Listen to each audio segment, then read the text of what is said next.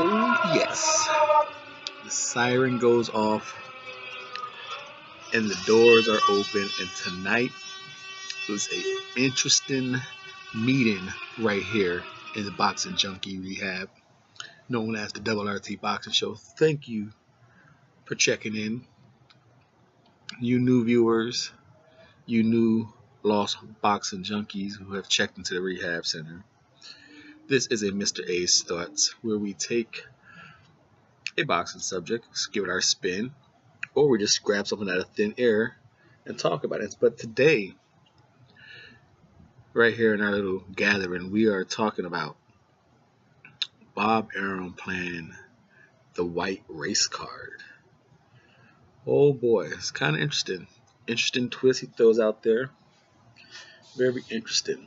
Now, of course, he throws it out there after his big rant about Haymon doing his whole Spence and Crawford, and now he's saying Haymon is going to tell.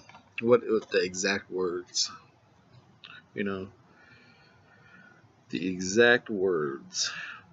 No, then when they're like, oh, is Spence going to say he wants to fight Crawford next? No, because you can hear what he's going to say, Arum says.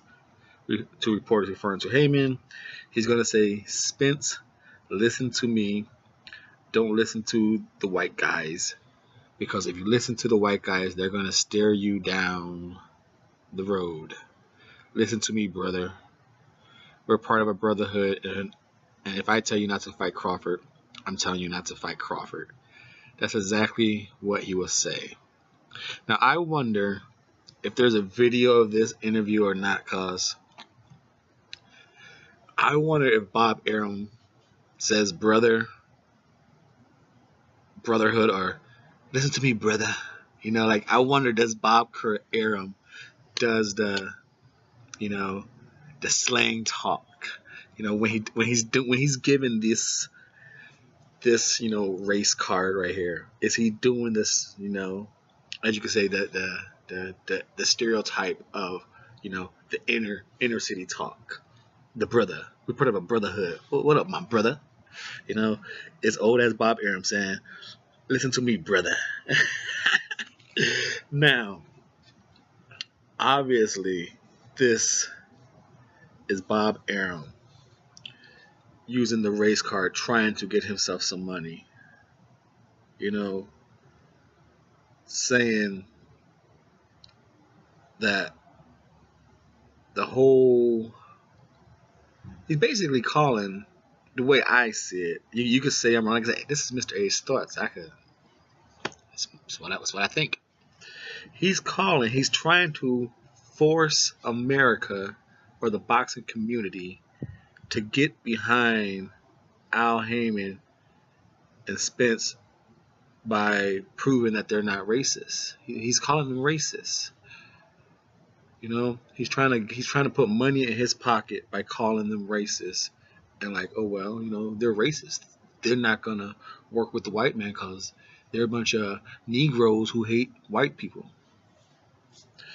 That's how I read that statement. That's exactly how I read that statement. So how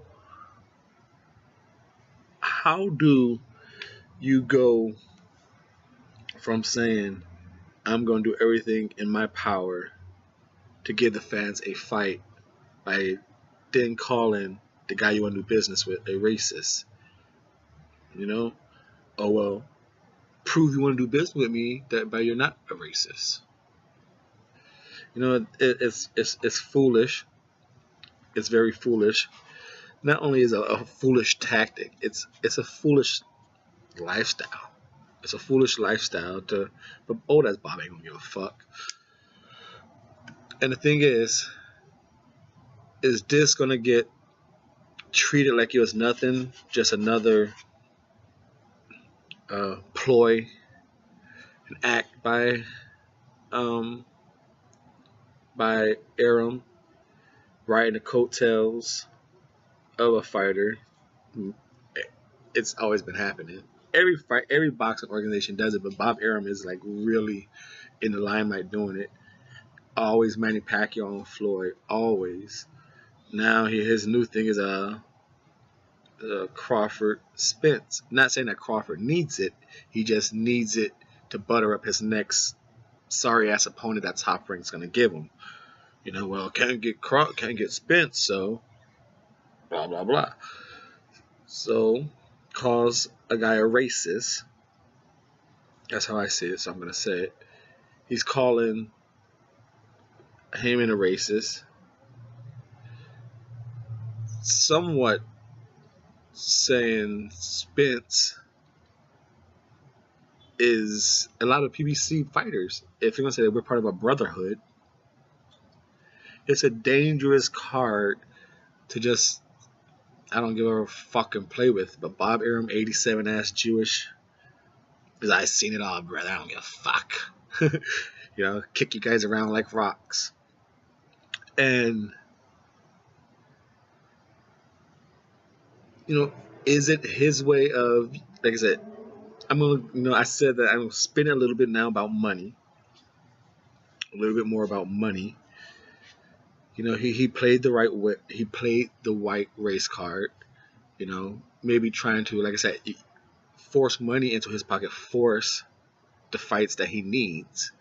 He needs everything on the PBC side. Top Rank pick. Top Rank did numerous in-house fights. He wasn't just going to hand out Manny Pacquiao to anyone besides Floyd. So he made fucking Timothy 3 times, Marquez 4 times. So what's the difference?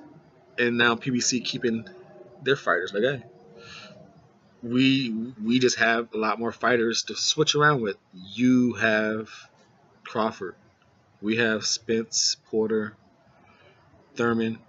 We got fights. We don't need a fucking 11, 12 fights between 3 people. We don't need it.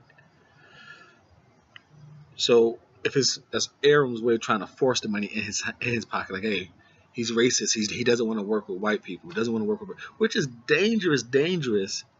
Not only can you get your own black stables. Now Crawford's tied in, but he's gonna be pissed off. Who knows how this is itching him inside? But just your future black fighters. Now, and again, calling, like I said, the way I see it, if you soon he said we're part of a brotherhood, it applies to the whole PBC stable, saying like, fuck it, we are all carrying together. We're a racist group, and we don't like white people. That's the way I see that statement. He's trying to imply that, so saying that to Errol Spence, and you gotta remember Deontay Wilder is on the PBC, and the reason I bring him in, he's I think we all agree Deontay Wilder's definitely for his black people. He's definitely on the lookout. He talks what he feels. And in boxing, you get no other feeling. You get that reaction or that feeling from no other fighter. Probably second will be Errol Spence. Bud's too quiet. Who else is a strong black-spoken boxer? Errol Spence is starting to come out probably as that second fighter. Porter plays defense, but probably Spence. So to throw that,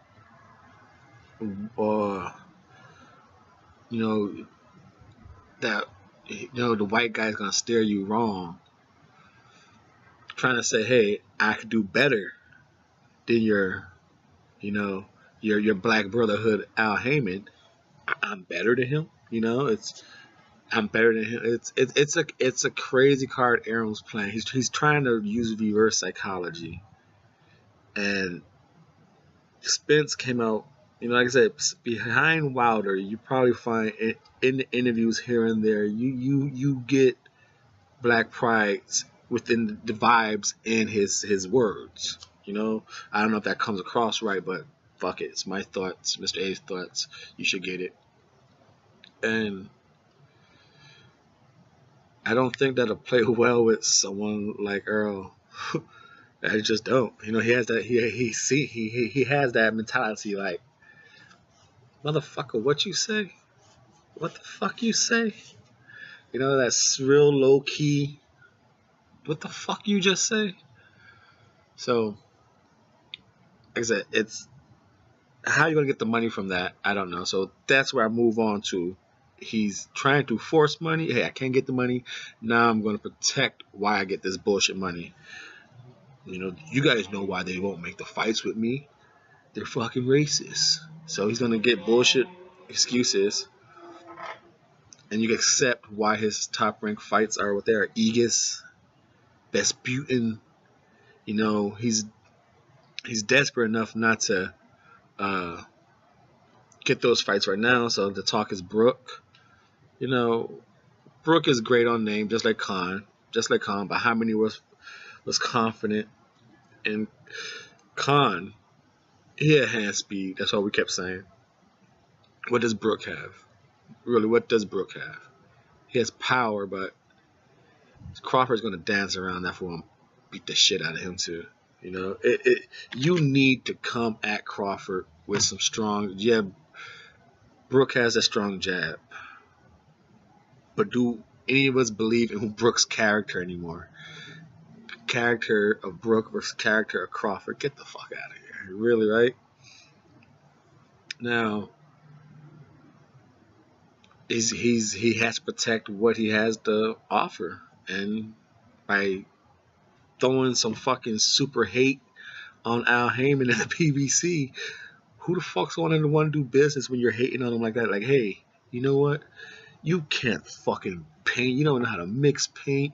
Your fucking machinery sucks. Your brush sucks. Your ladders fucking are rusty. Hey, can you come paint my house? Can you do that for me, dog?